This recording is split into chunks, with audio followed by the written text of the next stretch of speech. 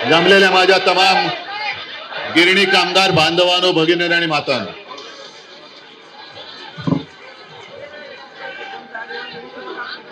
जरा सगळे शांत बसलं तर बरं आहे. एक 4 दिवसांपूर्वी आपल्या कृती समितीचं सगळं शिष्टमंडळ माझ्याकडे आलं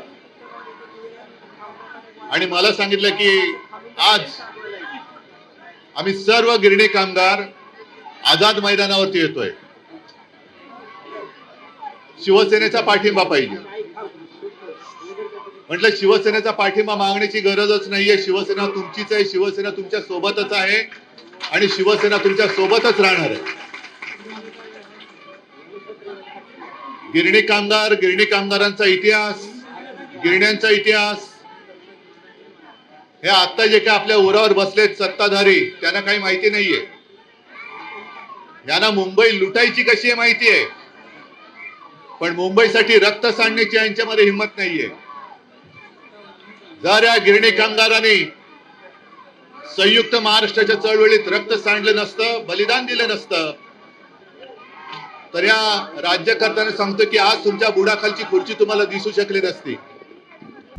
आता isakal.com आहे देशातील नंबर 1 ची मराठी न्यूज वेबसाईट. प्रत्येक अपडेटसाठी isakal.com ला नक्की भेट द्या. त्याही वेळेला मुंबईवरती अधिकार सांगितला जात होता, पण तमाम मराठी माणूस, गिरणी कामगार तर आघाडीवरती होता, हा रस्त्यावरती उतरला आणि तेव्हाचं जे सरकार होतं केंद्राचं, त्याला अक्षरशः गुडघ्यावरती आणलं आणि आपली मुंबई आपण राखली. आज त्याच मुंबईमध्ये परत एकदा हे दिल्लीच्या मालकाचे नोकर इकडे सत्तेवरती बसलेत. ते मुंबईतला गिरणी कामगार आणि मुंबईतला मराठी माणूस हा मुंबई बाहेर काढायला आसुसलेला आहे. कारण जग जिंकलं तरी चालेल, पण मुंबई पाहिजे. का? कारण त्यांना माहितीये की मुंबई म्हणजे त्यांच्या लेखी. आपण आपल्या मुंबईला मुंबा देवीच्या नावावरून मुंबई म्हणतो, मुंबा आई.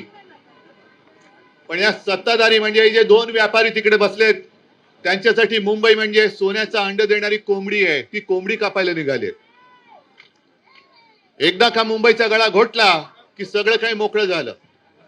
आणि म्हणूनच मराठी माणसामध्ये आग लावायची, मराठी अमराठी हा भेद करायचा आणि भेदाभेद करून आपल्या पोळ्या भाजायचा, हा त्यांचा एक तो जो डाव आहे.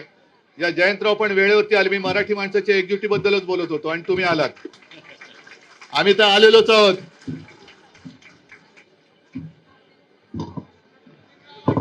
नाही असं कुठून एकाही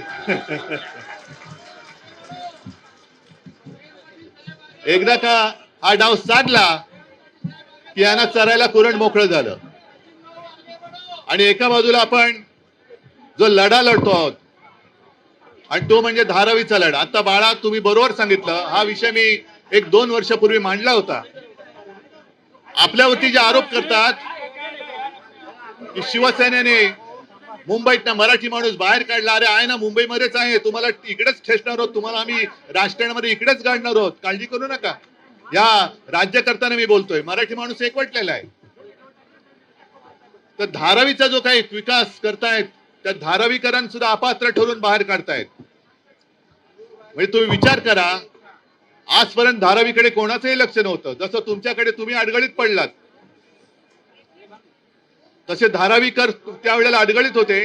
आता धारावी कोणाच्या घशात घातले? अदानी.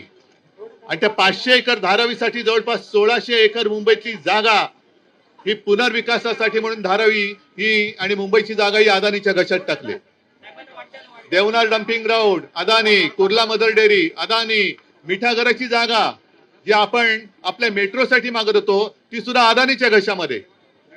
आज गिरणी संपाला किती वर्ष झाली कोणाच्या लक्षात सुद्धा नाही. गिरणी कामगारांची 2री-3री पिढी आहे. कोणाचे आजोबा होते, कोणाचे वडील कामगार होते. त्या काळामध्ये संप झाला, गिरणी कामगारांना उद्ध्वस्त केलं. जे काय ते वंतड ठरलं होतं त्याच्यावरती बोळा फिरवून टाकला. सगळ्या त्या जमिनी या गिरणी मालकाच्या घशामध्ये टाकून तिकडे कामगारांच्या उरावरती टॉवर उभे केले गेले.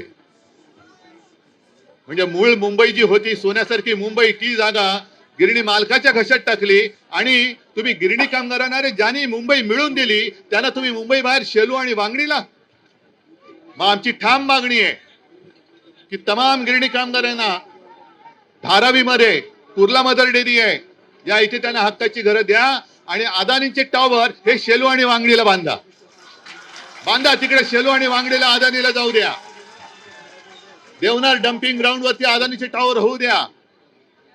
पण माझ्या हक्काच्या मुंबईकरांची जी मुंबई आहे त्या मुंबईकराला आणि गिरणी कामगाराला, धारावीमध्ये केवळ गिरणी कामगारालाच नव्हे तर आमचे पोलीस कर्मचारी आहेत. मी तर मागणी केली होती, गिरणी कामगार आहेत, पोलीस कर्मचारी आहेत, सफाई मजूर आहेत, या सगळ्यांना ज्यांच्यावरती मुंबई आहे त्यांना सगळ्यांना मुंबईमध्ये राहायची हक्काची जागा तुम्ही दिलीच पाहिजे.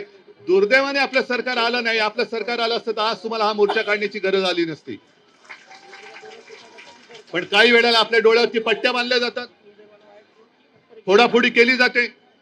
झालं ना, आता गेल्या शनिवारी तुमच्या सगळ्यांच्या जे मनामध्ये होते, आम्ही दोघं भाऊ आलो ना एकत्र. कशासाठी आलो? आम्ही पण आमच्या राजकीय पोळ्या भाजत बसलो असतो. मरू दे ना. नाही,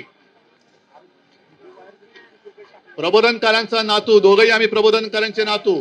मी शिवसेना प्रमुखांचा पुत्र, राज माझ्या काकांचा म्हणजे श्रीकांत ठाकरेंचा पुत्र. हे तिघे म्हणजे दोन भाऊ त्यावेळेला. आणि माझे आजोबा ज्या संयुक्त महाराष्ट्राच्या लढ्यामध्ये होते आणि आमच्या डोळ्या देखत जर संयुक्त महाराष्ट्र म्हणजे मुंबई तोडली जात असेल, चिरडली जात असेल, मराठी माणूस भरडला जात असेल तर आम्ही काय नतद्रष्टासारखे भांडत बसू?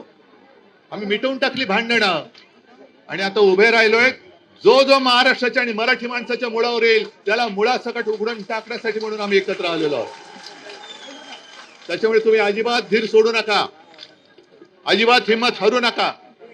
शेलू आणि वांगणीला अदानीला पाठवायचं आणि धारावीमध्ये माझा गिरणी कामगार आलाच पाहिजे ही आपली मागणी घेऊन आता पुढे जायचं. अधिवेशन सुरू आहे.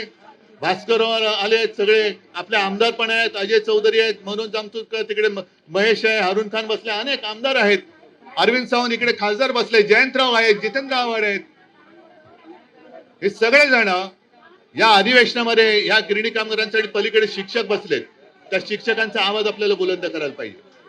शिक्षकांचा आवाज, कारण त्या शिक्षकांना सुद्धा विना अनुदानित वा रे वा वापर करून घ्यायचा, गुराढोरासारखा निवडणुकीच्या कामाला लावायचं, जनगणना करायला लावायची, म्हणजे घरच्या नोकरासारखं त्यांना वागवायचं आणि हक्काचं काय असेल ते देताना हात आखडता घ्यायचा. हे हात आता आपल्याला उपडून फेकावे लागतील, हे राज्यकर्त्यांचे हात.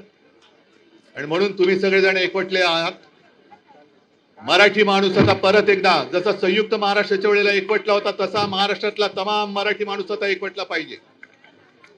जोपर्यंत मराठी माणूस एकवटत नाही तोपर्यंत आपल्याला न्याय मिळणार नाही. आपण सगळे एक आलेलो आहोत. ही एकजुटीची वज्रमुठ अशीच कायम ठेवा.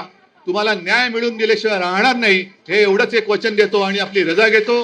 जय हिंद, जय महाराष्ट्र. देश विदेशातील प्रत्येक घडामोडींचे लाईव्ह अपडेट मिळवण्यासाठी आता साम टीव्हीच्या सर्व सोशल मीडिया प्लॅटफॉर्मला लाईक, फॉलो आणि सबस्क्राईब करा. तसंच सर्व नोटिफिकेशनसाठी बेल आयकॉन प्रेस करायला विसरू नका.